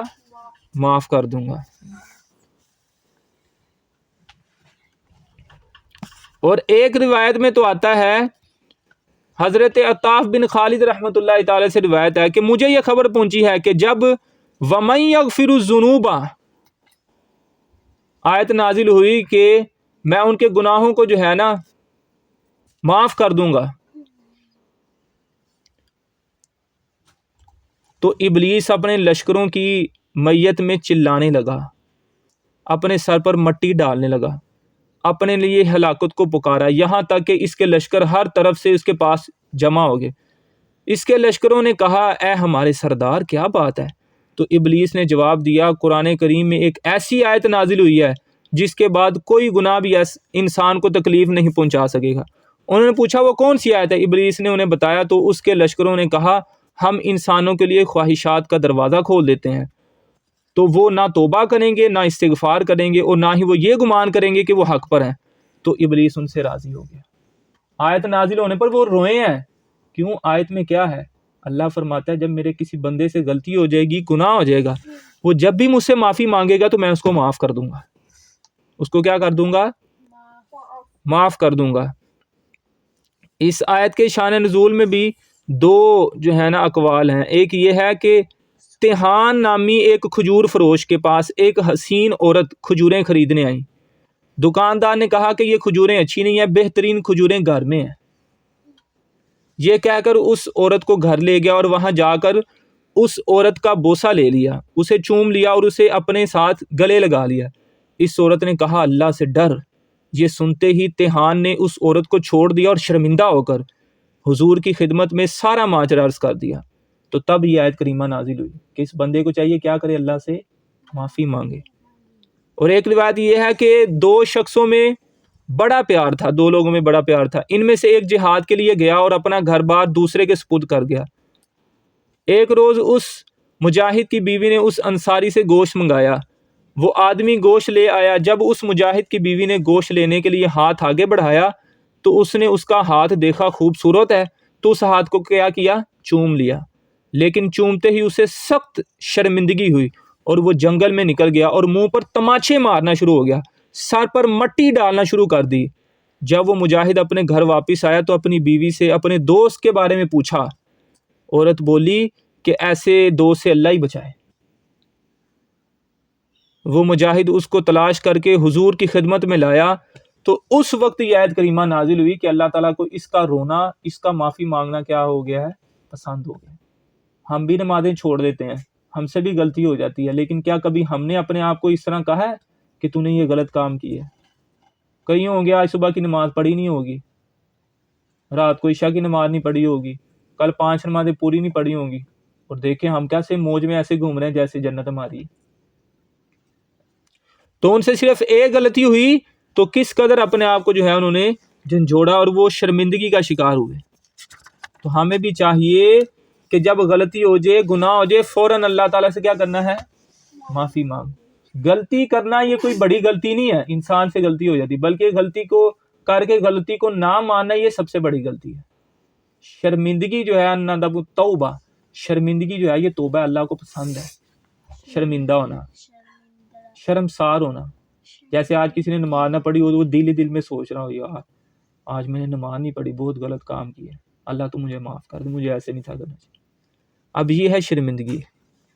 نبی پاک صلی اللہ علیہ وآلہ وسلم نے فرمایا ایک آدمی گناہ کرتا ہے، پھر وضو کرتا ہے اور اچھی طرح وضو کرتا ہے، پھر کھلی جگہ کی طرف نکل جاتا ہے، اس میں 2 رکعت نماز ادا کرتا ہے، پھر اس گناہ کی بخشش طلب کرتا ہے تو اللہ تعالیٰ اس کے گناہ کو بخش دیتا ہے۔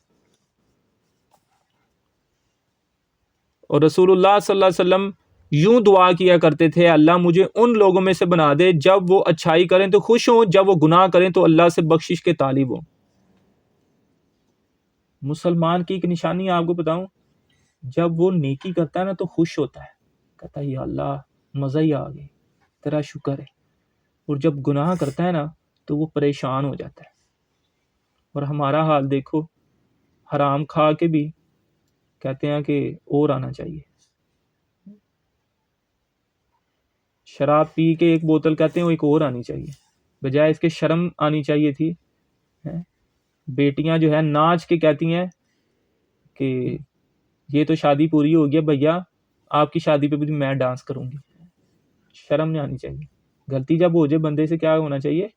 تو ہم نے اپنے بچوں کو بتایا نہیں پتر اے گناہ ہے، اے حرام کام ہے۔ کئی بیٹیاں اس لیے ناچتی ہیں، کہتی ماما کہتی ہیں پھوپھو نے کہا تھا، میں نے بھائی سے وعدہ کیا تھا کہ آپ کی شادی بھی میں ڈانس کروں۔ کزن آپس میں وعدے کر لیتے ہیں۔ حرام کام میں کسی کو بھی آپ نے پیروی کسی کی بھی نہیں کرنی، چاہے امی کہہ رہی ہیں۔ حضرت ابو ہریرہ رضی اللہ تعالیٰ عنہ سے روایت ہے، نبی کریم صلی اللہ علیہ وسلم سے روایت کرتے ہیں، فرمایا کہ 4 قسم کے لوگ جنت میں مقدس باغ میں ہوں گے۔ نمبر 1 فرمایا لا الہ الا اللہ پر پختہ ایمان رکھنے والا، جو لا الہ الا اللہ کہنے والا ہے وہ جنت میں ہوگا۔ اور فرمایا جب اچھا عمل کرے تو وہ عمل اسے خوش کرے اور وہ اللہ کی حمد کرے۔ نمبر 3 فرمایا جب کبھی کوئی برا عمل کرے تو وہ عمل اسے پریشان کر دے اور اس عمل پر وہ اللہ سے کیا کرے؟ توبہ کرے، بخشش مانگے، صرف پریشان نہ ہو جائے۔ پریشان ہونے کی نشانی کیا ہے؟ کہ وہ اللہ سے معافی، یا اللہ میں معاف کر دے، یا اللہ میں کوئی غلطی ہوگی، یا اللہ مجھے معاف کر دے۔ اس بندے کی یہ کنڈیشن ہو۔ گناہ جو ہے نا، گناہ یہ بندہ مومن کو پریشان کر دیتا ہے اگر اس سے ہو جائے، یہ نشانی ہے ایمان والے ہونے کی۔ اور فرمایا جب اسے کوئی مصیبت پہنچے تو کہتا ہے انا للہ و انا الیہ راجعون۔ تو ہمیں بھی چاہیے کہ جب کبھی کوئی غلطی ہو جائے، کبھی گناہ ہو جائے، تو اللہ تعالیٰ سے کیا کرنا چاہیے؟ فوراً بندے کو معافی مانگنی چاہیے۔ اللہ تعالیٰ ہمیں اللہ کی بارگاہ میں توبہ کرنے والا بنائے۔ اب یہاں پر جو حدیث میں پڑھنے لگا ہوں نا، اس حدیث کو پڑھنے کے بعد آپ دیکھیں کہ اللہ تعالیٰ ہم سے جو ہے کتنی محبت کرتا ہے، پھر بھی ہم جو ہیں لوگوں کو راضی کرنے کے پیچھے پڑے ہوئے ہیں۔ اور یہ حدیث بھی امام بخاری نے بھی روایت کیا اور امام مسلم نے بھی۔ حدیث سنیں، حضرت ابو ہریرہ رضی اللہ تعالیٰ عنہ سے روایت ہے کہ انہوں نے نبی کریم صلی اللہ علیہ وسلم سے روایت کی کہ ایک آدمی نے گناہ کیا، پھر کہا اے میرے رب میں نے گناہ کیا ہے، مجھے بخش دے۔ اللہ تعالیٰ نے فرمایا میرے بندے نے گناہ کیا، اس نے جان لیا کہ اس کا ایک ایسا رب ہے جو گناہ کو کیا کر دیتا ہے؟ بخش دیتا ہے اور پکڑ بھی کرتا ہے، میں نے اپنے بندے کو بخش دیا۔ فرمایا پھر اس نے ایک اور گناہ کیا، پھر عرض کی اے میرے رب میں نے گناہ کیا، مجھے بخش دے۔ تو اللہ تعالیٰ فرماتا ہے میرے بندے نے جان لیا ہے کہ اس کا ایک رب ہے جو گناہ بخشتا ہے اور اس پر گرفت بھی کرتا ہے۔ دیکھیں نا، آپ معافی کب مانگ رہے ہیں؟ جب آپ کو پتا ہے کہ میری پکڑ بھی ہو جانی ہے، ٹھیک ہے نا؟ تو فرمایا کہ میں نے اپنے اس بندے کو کیا کیا؟ بخش دیا۔ پھر اس نے ایک اور گناہ کیا، پھر عرض کی اے میرے رب میں نے گناہ کیا، مجھے بخش دے۔ اللہ تعالیٰ فرماتا ہے میرے بندے نے جان لیا ہے کہ اس کا ایک رب ہے جو گناہوں کو بخشتا ہے اور اس پر پکڑ بھی کرتا ہے۔ فرمایا میں تمہیں گواہ بناتا ہوں کہ میں نے اپنے بندے کو بخش دیا ہے، اب یہ جو چاہے کرتا ہے۔ اللہ تعالیٰ بندے جب بھی، اب یہاں سے آپ اندازہ لگائیں میری اور آپ کی کیا اوقات ہے کہ ایک بندہ جس کو اللہ نے پیدا کیا ہے، ساری طاقتیں اللہ کی ہیں، ساری رحمتیں اللہ کی ہیں، جنت، دوزخ، ہوائیں، پرندے، یہ سب کچھ کس کے ہیں؟ اللہ کے۔ تو وہ بندہ اللہ کے پاس آ رہا ہے، اللہ کے سامنے اس کی کیا حیثیت ہے؟ کوئی بھی نہیں۔ اللہ چاہے تو سزا دے دے، لیکن جب وہ اللہ کا ترلا کر رہا ہے تو اللہ اس کو خالی نہیں لٹا رہا۔ تو یہ ہمارے اندر اتنی اکڑ کیوں آ گئی ہے کہ اگر آپ کے پاس کوئی بندہ آ گیا ہے، معافی مانگ رہا ہے آ کے، تو آپ اڑ جاتے ہیں میں نہیں معاف کرنا تینوں۔ تو یاد رکھیں نبی پاک صلی اللہ علیہ وسلم فرماتے ہیں کہ جو بندوں کو معاف نہیں کرتا اللہ بھی اس بندے کو معاف نہیں کرتا۔ زندگی میں یاد رکھیں، کبھی کوئی آپ کے پاس دروازے پہ آ گیا نا، معافی مانگ رہا، اس کو معاف کر دینا، اس کو خالی نہ لٹانا، اس کو کیا کر دینا چاہیے؟ اس نیت پہ کر دینا معاف کہ اللہ مجھے معاف کر دے گا، بس اور کوئی چیز ذہن میں نہ رکھنا، تو انشاءاللہ اللہ بھی پھر آپ کو معاف کر دے گا۔ اور ایک روایت میں تو آتا ہے نبی کریم صلی اللہ علیہ وسلم نے ارشاد فرمایا اگر تم گناہ نہ کرو تو اللہ ایسی قوم کو لے جائے گا جو گناہ کرے گی تاکہ اللہ انہیں بخش دے۔ اللہ کو بڑا اچھا لگتا ہے جب کوئی بندہ اللہ سے معافی مانگتا ہے، جب کوئی روتا ہے اللہ کے سامنے، گڑ گڑاتا ہے صرف اللہ کی رضا کے لیے۔ اور ایک روایت میں آتا ہے حضرت ابو سعید خدری رضی اللہ تعالیٰ عنہ سے روایت، انہوں نے نبی کریم صلی اللہ علیہ وسلم سے روایت کیا کہ ابلیس نے کہا اے میرے رب تیری عزت کی قسم، جب تک بنی آدم کے جسم میں روحیں رہیں گی میں انہیں لگاتار گمراہ کرتا رہوں گا، میں ان کو تیرے قریب نہیں آنے دوں گا، گناہ کرواتا رہوں گا۔ تو اللہ تعالیٰ نے فرمایا مجھے میری عزت کی قسم ہے جب تک وہ مجھ سے بخشش طلب کرتے رہیں گے میں انہیں بخشتا رہوں گا، تو کرواتا رہا گناہ، تو جب بھی مجھ سے معافی مانگیں گے میں ان کو معاف کرتا رہوں گا۔ اور نبی کریم صلی اللہ علیہ وسلم نے ارشاد فرمایا لا الہ الا اللہ اور استغفار کو لازم پکڑو، ان دونوں کی کثرت کیا کرو، کیونکہ ابلیس نے کہا میں نے لوگوں کو گناہوں کے ساتھ ہلاک کر دیا اور انہوں نے مجھے لا الہ الا اللہ اور استغفار کے ساتھ ہلاک کر دیا۔ جب میں نے یہ دیکھا تو میں نے ابلیس نے کہا کہ میں نے نہ انہیں خواہشات کے ساتھ ہلاک کیا جبکہ وہ یہ گمان کرتے ہیں کہ وہ ہدایت پر ہے، یعنی اس نے یہ دیکھا کہ یہ لوگ گناہ کر رہے ہیں اور میں ان کو گناہ کروا رہا ہوں، لیکن یہ بعد میں استغفار کر لیتے ہیں، توبہ کر لیتے ہیں، میں اتنی محنت سے ان سے گناہ کرواتا ہوں اور اللہ ان کو معاف کر دیتا ہے۔ تو پھر اس نے کیا کیا، کہا کہ میں نے ان کو دنیاوی خواہشات میں لگا دیا، صبح سے لے کے رات تک دنیا دنیا، اللہ کو یاد کرنا ہی بھول جائے۔ بھائی بخشش اور معافی کس کے لیے ہے؟ جو اللہ کی بارگاہ میں اپنے آپ کو سرنڈر کرے گا اور جس کے پاس ٹائم ہی نہیں بچے گا، 12 گھنٹے ڈیوٹی 14 گھنٹے ڈیوٹی، وہ کہاں اللہ کی بارگاہ میں پھر آئے گا؟ تو معافی اسی بندے کے لیے رحمت ہے، بخشش ہے، طلب ہے، یہ سارا جو طلب کے ساتھ اللہ کی بارگاہ میں حاضر ہوگا، اور جو حاضر ہی نہیں ہو رہا ہے، جو مسلسل ایبسنٹ ہے، اس کا کیا بنے گا؟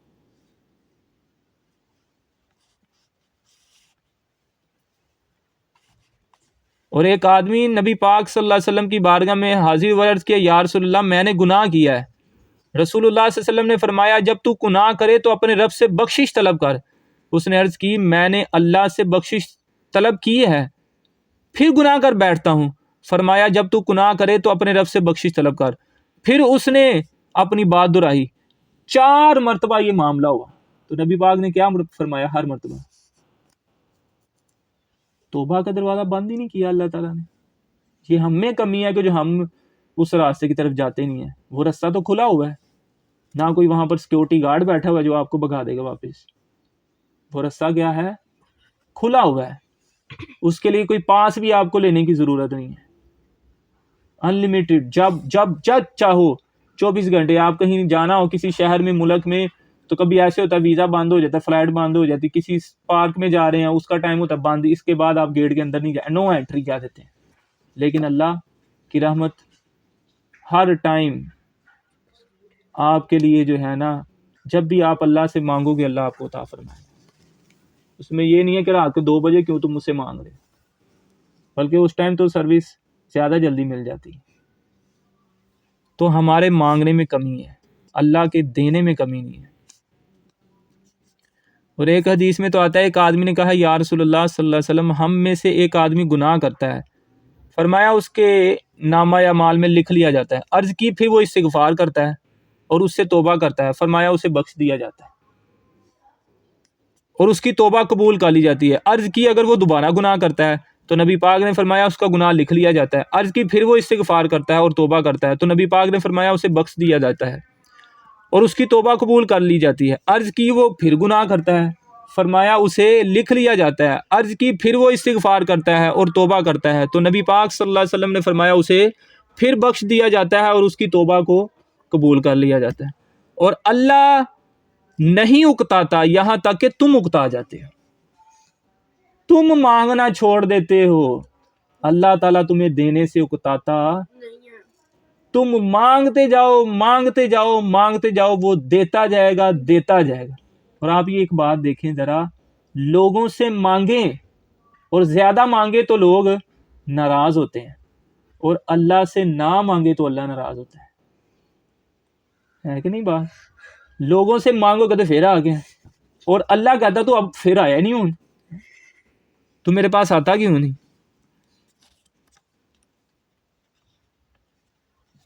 اللہ اکبر۔ لیکن گناہوں پر اصرار نہ کریں، بار بار ایک ہی گناہ، بار بار ایک گناہ، اس سے بچیں، عادت نہ بنا لیں۔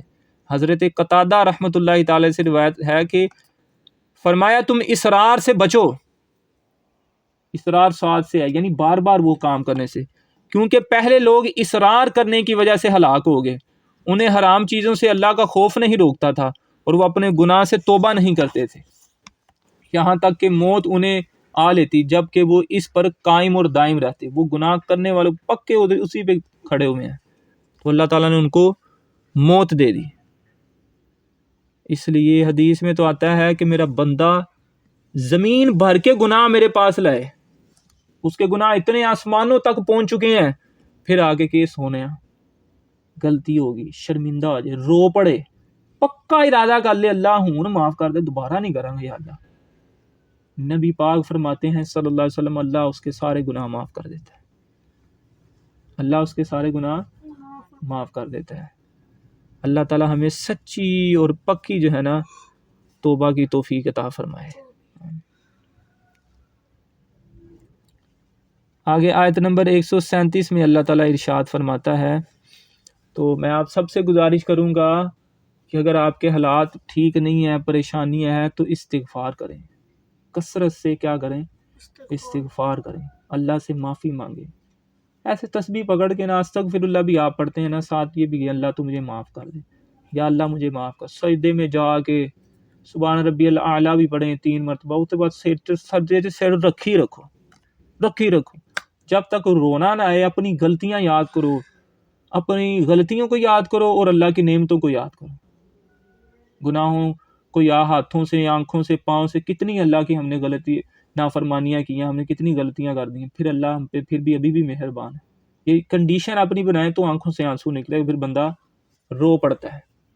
جب تک رونا نہ آئے سجدے سے سر نہ اٹھائیں، پھر دیکھیں آپ کو اتنا سکون ملے گا کہ آپ حیران رہ جائیں گے، کیونکہ اب آپ کا رابطہ ڈائریکٹ اللہ سے ہو رہا ہے، اور دلوں کا سکون اللہ کے ذکر میں ہے، بے چینیوں کو دور کرنا اللہ کے اختیار میں ہے۔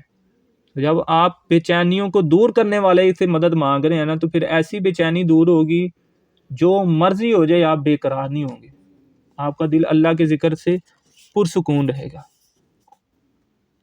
آیت نمبر 137 میں اللہ تعالیٰ ارشاد فرماتا ہے، قد خلت من قبلکم سنن فسیروا فی الارض فانظروا کیف کان عاقبۃ المکذبین۔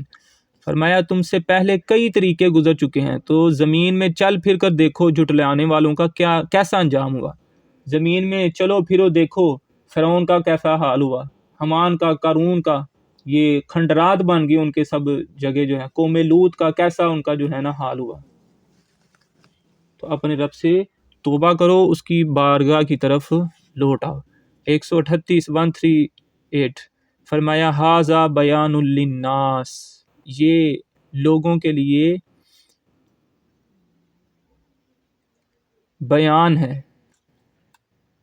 یہ بیان سے مراد نا کون سی چیز ہے؟ قرآن، ٹھیک ہے نا، یعنی قرآن لوگوں کے لیے کیا ہے؟ ایک بیان ہے، وَھُدًى وَمَوْعِظَةٌ لِّلْمُتَّقِينَ، اور رہنمائی ہے، پرہیزگاروں کے لیے نصیحت ہے۔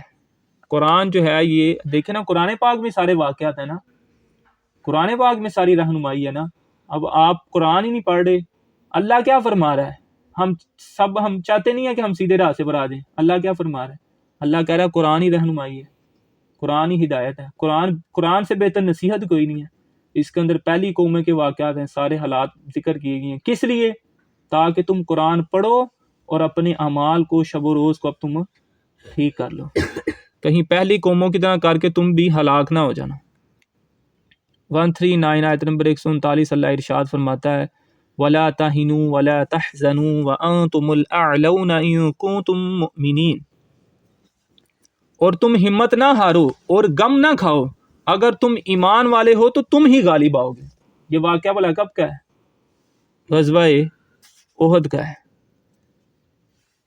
حضرت ابن عباس سے روایت ہے کہ خالد بن ولید نے ارادہ کیا کہ پہاڑ کے اوپر کی جانب سے ان پر حملہ آور ہوں، تو نبی پاک نے اللہ کی بارگاہ میں دعا کی، ہے اللہ پہاڑ کی اوپر کی جانب سے وہ ہم پر غالب نہ ہو، تو اللہ تعالیٰ نے اس آیت کو نازل فرما دیا، کیا کہ تم ہمت نہ ہارو اور غم نہ کھاؤ، اگر تم ایمان والے ہو تو تم ہی غالب آؤ گے۔ یہ بھی تب حضرت خالد بن ولید جو ہے ایمان نہیں تھے نہ لائے، تب یہ آیت کریمہ نازل ہوئی کہ مسلمانوں کو بتایا گیا کہ تم پریشان نہ ہو۔ اور آگے ایک اور حدیث ہے جس میں اس کا ذکر ہے کہ پھر ایسا ہی ہوا، مسلمان ڈٹے رہے تو اللہ تعالیٰ نے پھر ان کی مدد کی، اور انہوں نے کفار پر پھر مشرکوں پر حملہ کر دیا تیروں کے ساتھ، تو پھر وہ بھاگ گئے، تو اللہ تعالیٰ نے ان کی مدد بھی فرمائی۔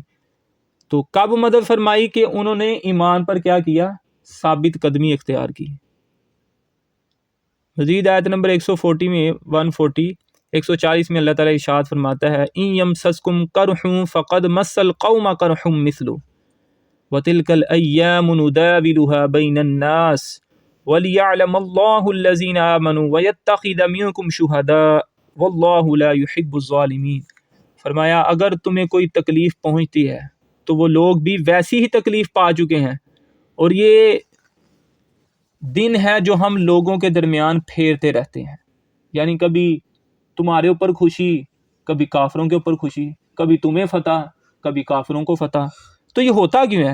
اور یہ اس لیے ہوتا ہے کہ اللہ ایمان والوں کی پہچان کرا دے اور تم میں سے کچھ لوگوں کو شہادت کا مرتبہ عطا فرما دے، اور اللہ ظالموں کو پسند نہیں کرتا۔ یہ کبھی مسلمان فتح حاصل کر رہے ہیں اور کبھی کافر۔ اس کی وجہ کیا ہے؟ کہ مسلمانوں کو شہادت بھی تو ملنی ہے، اور اس لیے پتہ چل جائے کہ جب مسلمان جو ہیں جنگ میں شکست کا شکار ہو رہے ہیں تو اللہ چیک کر لے کیڑا کیڑا بھجن والا تے کیڑا کیڑا رہن والا ہے۔ اس لیے بندے کو ٹینشن نہیں لینی چاہیے، حالات ماڑے چنگے ہوتے رہتے ہیں، ماڑے اس لیے ہوتے ہیں تاکہ آپ کو پتہ چلے کہ منافق کون ہے اور آپ کا اپنا کون ہے، سمجھا کریں۔ آپ نے اللہ سے امید لگا کے رکھنی ہے، جڑے جڑے اپنے ہوں گے نال ہی رہن گے، جڑے جڑے اپنے نہیں ہوں گے ظاہراً اپنے ہی تھے لیکن وہ غیر تھے، منافقوں کا آپ کو پتہ چل جائے گا۔ تو آزمائش کا آنا بھی بندے کے لیے کیا ہے؟ ایک نعمت ہے، پتہ چل جاتا ہے کون اپنا ہے اور کون پرایا ہے، کون آپ کا دوست ہے اور کون آپ کا دشمن ہے۔ پتہ ہی تب چلتا ہے جب بندے پہ مصیبت آتی ہے، پھر پتہ چلتا ہے کون اس کا اپنا تھا اور کون غیر ہے۔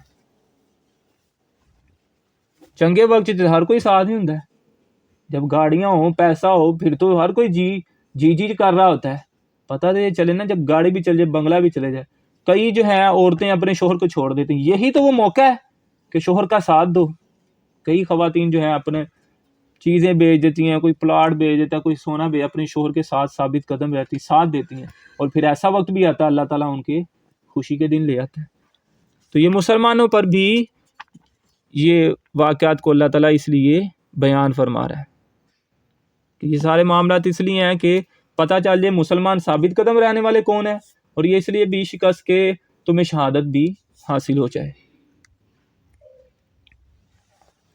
آیت نمبر 141 141 وَلِيُمَحِّصَ اللَّهُ الَّذِينَ آمَنُوا وَيَمْحَقَ الْكَافِرِينَ، اور اس لیے کہ اللہ مسلمانوں کو نکھار دے اور کافروں کو مٹا دے۔ پائن سونا جو ہے ایسے سونا نہیں ہو جاتا، اس کو بھٹی میں جانا پڑتا ہے، آگ میں جلنا پڑتا ہے۔ آپ کے گھر میں لوہے کی کوئی واچ بنی ہے، آپ ہاتھ میں پہنتے ہیں، وہ ایسے ہی بن گئی ہے، اس کو پہلے آگ میں جانا پڑا ہے، پھر یہ آپ کے خوبصورت کلائی کی زینت بنی ہے۔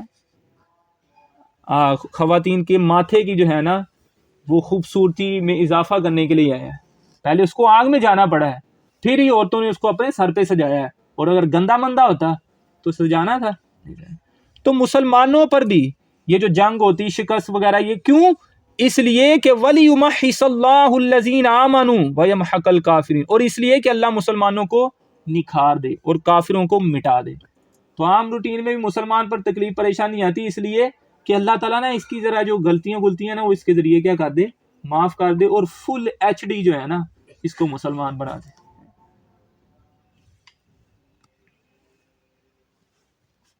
ام حسبتم آیت نمبر 142 ان تدخلوا الجنة ولما يعلم الله الذين جاهدوا منكم ويعلم الصابرين، فرمایا کیا تم اس گمان میں ہو کہ تم جنت میں داخل ہو جاؤ گے حالانکہ ابھی اللہ نے تمہارے مجاہدوں کا امتحان نہیں لیا اور نہ ہی صبر والوں کی آزمائش کی ہے۔ تو یہاں پر مسلمانوں کو اس بات کی طرف توجہ دلائی جا رہی ہے کہ تم ایسے ہی سمجھتے ہو کہ جنت ایسے ہی مل جائے گی، اور ایک حدیث میں تو آتا ہے جنت تلواروں کے سائے کے نیچے ہے۔ ایسے جنت نہیں مل جاتی، مصیبتیں پریشانی بندے پر آتی ہے، آپ نے کیا رہنا ہے؟ ثابت قدم رہنا ہے۔ کیا رہنا ہے؟ ثابت قدم۔ زباں پہ شکوا رنج و علم لایا نہیں کرتے، نبی کے نام لیوا غم سے گھبرایا نہیں کرتے۔ جو حضور سے محبت کرنے والے جو مسلمان ہے وہ مصیبتوں پریشانیوں سے گھبراتا نہیں ہے۔ پتہ گھبراتا کون ہے؟ میں آپ کو سچی بتا رہا ہوں، جس کا ایمان کمزور ہے، جس کا تعلق اللہ سے جڑا ہوا ہے نا، وہ مصیبتوں اور پریشانیوں میں گھبراتا نہیں ہے۔ مصیبت پریشانی آتی ہر بندے پہ ہے، لیکن جس کا تعلق اللہ سے نہیں ہوتا وہ گھبرا جاتا ہے، وہ ڈپریشن کا پھر شکار ہو جاتا ہے۔ آخری آیت اللہ تعالیٰ ارشاد فرماتا ہے، آیت نمبر 143، فرمایا وَلَقَدْ كُنْتُمْ تَمَنَّوْنَ الْمَوْتَ مِنْ قَبْلِ أَنْ تَلْقَوْهُ فَقَدْ رَأَيْتُمُوهُ وَأَنْتُمْ تَنْظُرُونَ، اور تم موت کا سامنا کرنے سے پہلے تو اس کی تمنا کیا کرتے تھے، اب تم نے اسے آنکھوں کے سامنے دیکھ لیا۔ جب بدر کے شہداء کے درجے اور مرتبے اور ان پر اللہ کے انعام اور احسان بیان کیے گئے نا، تو جو مسلمان غزوہ بدر میں شریک نہیں ہوئے تھے تو وہ کہتے ہمیں بھی کسی جنگ میں موقع مل جائے نا تو پھر تو ہمیں بھی یہ درجے مل جائیں گے۔ تو ان کا یہاں پر ذکر کیا جا رہا ہے کہ پہلے تو شہادت کی موت کی تمنا کرتے تھے، مگر جب میدان جنگ میں پہنچے تو بھاگنے لگے ہو۔ یہ کیا ہے؟ تو مطلب یہ ہے کہ یہ ان کو نا تعلیم دی جا رہی ہے، ان کو موٹیویٹ کیا جا رہا ہے کہ تم نے یہ کام نہیں کرنا۔ اللہ تعالیٰ سے دعا ہے کہ اللہ تعالیٰ، آج کا سبق مکمل ہوا ہے آیت نمبر 143 تک۔ اللہ تعالیٰ ہمیں قرآن پاک سے جڑے رہنے کی، اللہ تعالیٰ جس نے وقت نکالا ہے اپنے دنیاوی معاملات کو سائڈ پہ رکھ کے، اللہ تعالیٰ ان کے وقت میں برکت عطا فرمائے۔ جو پریشان ہے، مصیبتوں میں ہے، دکھ ہیں، تکلیف ہیں، اللہ تعالیٰ آج کے سبق کے طفیل، قرآن پاک کے درس کے طفیل، اللہ تعالیٰ تمام کی پریشانیاں، مصیبتیں، دکھ، تکلیفیں اپنی رحمت سے دور فرمائے۔ اللہ تعالیٰ ہم سب کے گناہوں کو معاف فرمائے، آئندہ زندگی میں گناہوں سے بچنے کی توفیق عطا فرمائے۔ اللہ تعالیٰ ہمیں شرمندہ ہونے والا دل عطا فرمائے، رونے والی آنکھیں عطا فرمائے، وہ ہاتھ عطا فرمائے جو اللہ کی بارگاہ میں سوال کرنے والے ہوں۔ اللہ تعالیٰ ہمیں ایسے کان عطا فرمائے جو اللہ کا ذکر سننے والے ہوں، ایسی زبان عطا فرمائے جو صرف اللہ کا ذکر کرنے والی ہو، سچ بولنے والی ہو، جھوٹ سے بچنے والی ہو۔ اور اللہ تعالیٰ ہمارے دلوں میں بہن بھائیوں کے لیے، دوستوں کے لیے، اساتذہ کے لیے، رشتہ داروں کے لیے، ہمسایوں کے لیے، ماڑوں کے لیے، غریبوں کے لیے، یتیموں کے لیے، مسکینوں کے لیے، اللہ تعالیٰ ہمارے دلوں میں شفقت اور نرمی والا معاملہ عطا فرمائے۔ سختی سے اللہ تعالیٰ ہمارے دلوں کو محفوظ فرمائے۔ ایمان پہ دے موت مدینے کی گلی میں، مدفن ہم سب کا سرکار کے قدموں میں بنا دے۔ آمین وما توفیقی الا باللہ۔